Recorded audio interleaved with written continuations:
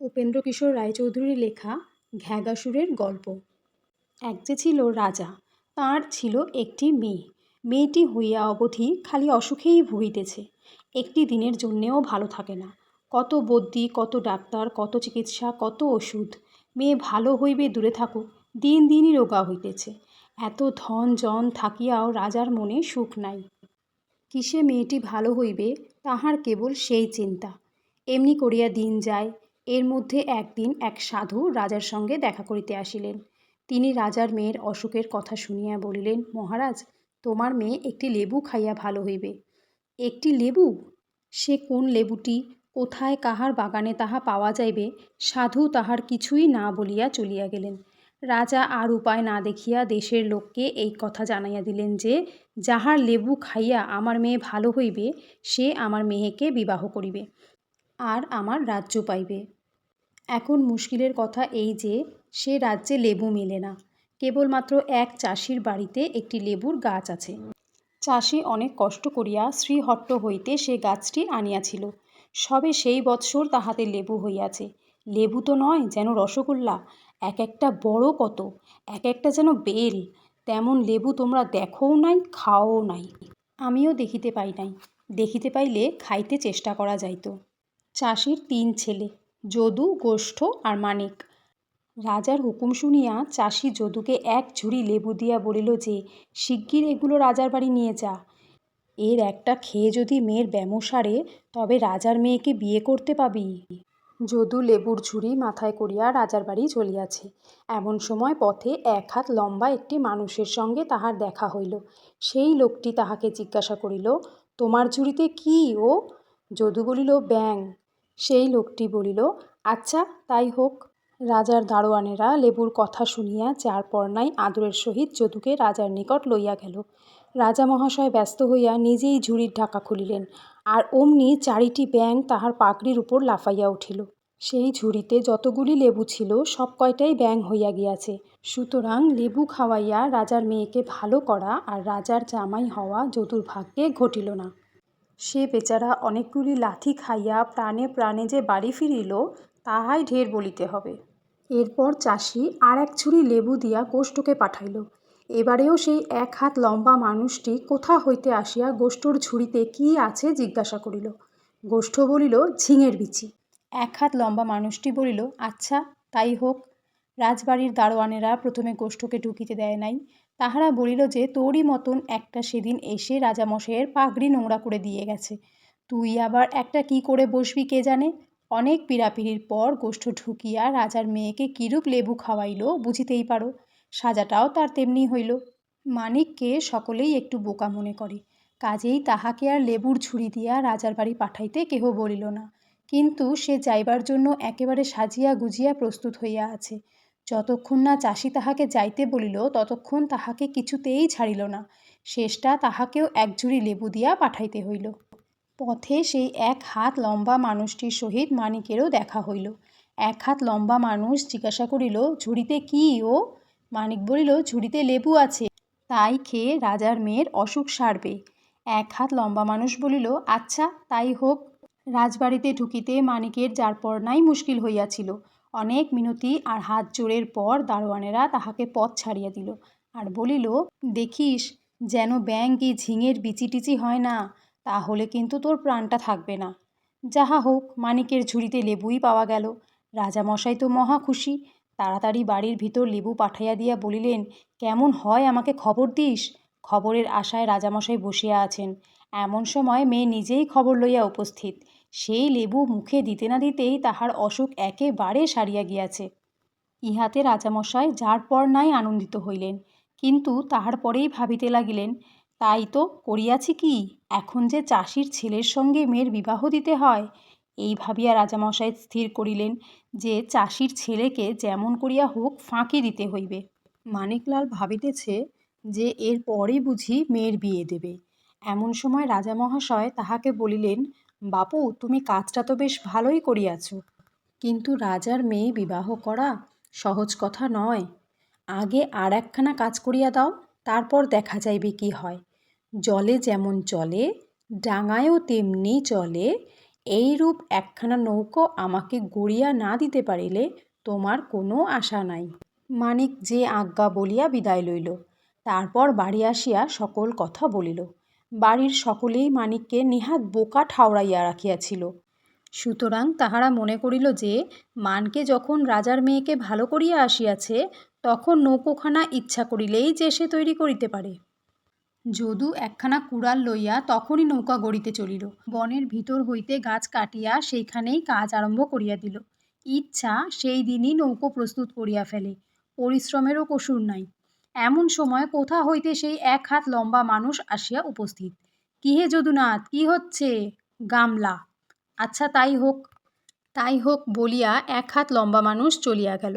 যদুও নৌকো গড়িতে লাগিল, কিন্তু সে যত পরিশ্রম করে তাহার সমস্তই বৃথা হয়। সেই সর্বনেশে কাঠ খালি গামলার মতো গোল হইয়া ওঠে। নৌকোর মতন সে কিছুতেই হইতে চায় না। শেষটা যদুর রাগ হইয়া গেল, কিন্তু রাগের ভরে এক কাঠ ফেলিয়া দিয়া ক্রমাগত আর 2-3টা কাঠ লইয়াও গামলা ছাড়া আর কিছু তৈরি করিতে পারিল না। যাহা হোক, গামলাগুলি হইল ভারী সরেস। সুতরাং সন্ধ্যার সময় যদুনাথ গোটা 3-4 গামলা ঘাড়ে করিয়া বাড়ি ফিরিল। এমন ভালো গামলাগুলি বনে ফেলিয়া আসিতে কিছুতেই তাহার ইচ্ছা হইল না। তারপর গোষ্ঠ নৌকা গড়িতে গেল। সেই 1 হাত লম্বা মানুষের অনুগ্রহে সন্ধ্যাবেলা 5খানি অতিশয় উঁচু দরের লাঙল কাঁধে ঘরে ফিরিল। অবশ্য এরপর মানিক নৌকা গড়িতে গেল, আর তাহাকেও সেই 1 হাত লম্বা মানুষ আসিয়া জিজ্ঞাসা করিল, কি হচ্ছে? মানিক সাদাসিধা উত্তর দিল, জলে যেমন চলে ডাঙায়ও তেমনি চলে। এমন একখানা নৌকো গড়ে দিতে পারলে রাজামশাই বলেছেন মেয়ে বিয়ে দেবে। এই কথা শুনিয়া 1 হাত লম্বা মানুষ বলিল, আচ্ছা তাই হোক। মানিক সবে নৌকোর কাঠ কাটিয়া তাহাতে চড়িয়া বসিয়াছিল। 1 হাত লম্বা মানুষের কথা শেষ হইতে না হইতেই সেই কাঠ ছুটিয়া চলিয়াছে। এখন আর সে কাঠ নাই, অতি চমৎকার একখানা নৌকো। তাহাতে দাড়ি নাই, মাঝি নাই, দাঁড় নাই, পাল নাই। যেখানে যাইবার দরকার তাহা নিজেই বুঝিয়া লয়, সেখানে সে নিজেই থামে। রাজরাজরার উপযুক্ত মখমলের গদি, তাকিয়ায় তাহার ভিতরটা সাজানো। বাইরেটা দেখিতে কি সুন্দর তাহা কি বলিব। যে জিনিসে তাহা সাজাইয়াছে তাহা সেই 1 হাত লম্বা মানুষের দেশে হয়। আমি তাহার নাম জানি না। রাজামশাই সভায় বসিয়া আছেন। এমন সময় মানিকলালের নৌকো সেখানে গিয়া উপস্থিত। সকলে নৌকোর রূপ গুণ দেখিয়া আশ্চর্য হইয়া গেল, আর কত প্রশংসা করিতে লাগিল। রাজামশাইও খুব আশ্চর্য না হইয়াছিলেন এমন নয়, কিন্তু তাহা চাপিয়া গিয়া মুখে মানিককে বলিলেন, এতেও হচ্ছে না, আর একখানা কাজ করিয়া দিতে হবে। 1 গাছ ঘ্যাঁগাসুরের লেজের পালক হইলে আমার মুকুটের বেশ শোভা হয়। এই জিনিসটি আনিয়া দিলে নিশ্চয়ই আমার মেয়েকে বিয়ে করতে পাবে। মানিক যে আজ্ঞা বলিয়া ঘ্যাঁগাসুরের পালক আনিতে চলিল। খানিকটা পাখি, খানিকটা জানোয়ার, বিদঘুটে চেহারা, খিটখিটে মেজাজ, ভারী জ্ঞানী, বেজায় ধনী, অসুর ঘ্যাঁগা মহাশয়। 1 মাসের পথ দূরে অজানা নদীর ধারে অচেনা শহরে সোনার পুরীতে বাস করেন। মানুষটিকে দেখিতে পাইলেই রসগোল্লাটির মতন টক করিয়া তাহাকে গিলেন। সেই ঘ্যাঁগা মহাশয়ের পালক আনিতে মানিক চলিয়াছে। যাহাকে দেখে তাহাকেই ঘ্যাঁগাসুরের মুল্লুকের পথ জিজ্ঞাসা করে, আর ডাইনে বাইয়ে না চাহিয়া ক্রমাগত সেই পথে চলে। রাত্রি হইলে কাহারও বাড়ি আশ্রয় লয়, আবার সকালে উঠিয়া চলিতে থাকে। ঘ্যাঁগাসুরের মল্লুকে যাইতেছে শুনিয়া সকলেই তাহাকে আদর করিয়া জায়গা দেয়। একদিন রাত্রিতে এই রূপে সে একজন খুব ধনী লোকের বাড়িতে অতিথি হইয়া আছে। সেই ধনী অনেক কথাবার্তার পর তাহাকে বলিল, বাবু, তুমি ঘ্যাঁগাসুরের দেশে চলেছ শুনছি। সে অনেক বিষয়ের খবর রাখে, আর আমার লোহার সিন্দুকের চাবিটা হারিয়ে ফেলেছি। ঘ্যাঁগা তাঁর কোনো সন্ধান বলতে পারে কিনা জিজ্ঞাসা করো তো। মানিক বলিল, আচ্ছা মশাই, আমি জেনে আসব। আর একদিন সে আর এক বড়লোকের বাড়িতে অতিথি হইয়াছে। সেই বড়লোকের মেয়ের ভারী অসুখ। তার ব্যারামটা যে কি কোনো ডাক্তার কবিরাজ তাহা ঠিক করিতে পারে না। মেয়ে দিন দিন খালি রোগা হইয়া যাইতেছে। সেই বড়লোক মানিককে খুব যত্ন করিয়া খাওয়াইয়া তারপর বলিলেন, আমার মেয়ের অসুখ কিসে সারবে, এই কথাটা যদি ঘ্যাঁগার কাছ থেকে জেনে আসতে পারো তবে বড় উপকার হয়। মানিক বলিল, অবশ্যই মশাই, আমি নিশ্চয়ই জেনে আসব। এই রূপে 1 মাস চলিয়া মানিক অজানা নদীর ধারে আসিয়া ওপারে ঘ্যাঁগাসুরের সোনার বাড়ি দেখিতে পাইল। অজানা নদীর নৌকো নাই, খেয়া নাই। এক বুড়ো সকলকেই কাঁধে করিয়া পার করে। মানিকও তাহারই কাঁধে চড়িয়া নদী পার হইল। বুড়ো তাহাকে বলিল, বাপু, আমার এই দুঃখ কবে দূর হবে ঘ্যাগার কাছে জিজ্ঞেসে করো তো। আমার নাওয়া নাই দাওয়া নাই, খালি কাঁধে করে দিনরাত্রির মানুষই পার করছি। ছেলেবেলা থেকে এই কাজ করছি, আর এখন বুড়ো হয়ে গেছি। মানিক বলল, তোমার কিছু ভয় নেই, আমি নিশ্চয়ই তোমার কথা জিজ্ঞেস করব। নদী পার হইয়া মানিক ঘ্যাগার বাড়িতে গেল। ঘ্যাগা তখন বাড়ি ছিল না, ঘেঘি ছিল। ঘেঘি তাহাকে দেখিয়া বলিল, পালা বাছা, শিগগির পালা, ঘ্যাঘা তোকে দেখতে পেলেই গিলবে। মানিক বলিল, আমি যে ঘ্যাঘার লেজের একগাছি পালক চাই, সেটি না নিয়ে কেমন করে যাব? আর সেই যাদের চাবি হারিয়ে গেছে সেই চাবিটি কোথায় আছে, আর যাদের মেয়ের অসুখ তারা ওষুধ জেনে যেতে বলেছে, আর যে বুড়ো পার করে দিলে সে বাড়ি যাবে কেমন করে? ঘেঘি বলল, প্রাণটি নিয়ে কোথায় পালাবে তা না, তার আবার পালক চাই, আর তাকে 100 খবর বলে দাও। তুই কে রে বাপু? মানিক বলিল, আমি মানিক। পালক না নিয়ে গেলে রাজার মেয়ে বিয়ে দেবে না। একগাছি পালক আমার চাই। হাজার হোক স্ত্রী লোক। মানিককে দেখিয়া ঘেঘির দয়া হইল। সে বলিল, আচ্ছা বাপু, তাহলে তুই এই খাটের তলায় লুকিয়ে থাক, তোর ভাগ্যে থাকলে হবে এখন। মানিক ঘ্যাঘার খাটের তলায় লুকাইয়া রহিল। সন্ধ্যার পর ঘ্যাগাসুর বাড়ি আসিল। ঘেঘি তাড়াতাড়ি পা ধুইবার জল টল দিয়া সোনার থালায় খাবার হাজির করিল। ঘ্যাঘার মেজাজটা বড়ই খিটখিটে, সবটাতেই সে দোষ ধরে। বাড়ি আসিয়াই সে জোরে জোরে নিঃশ্বাস টানিতে লাগিল আর বলিতে লাগিল, মানুষের গন্ধ কোত্থেকে এলো? হুম হুম, মানুষের গন্ধ, মানুষ দে খাই।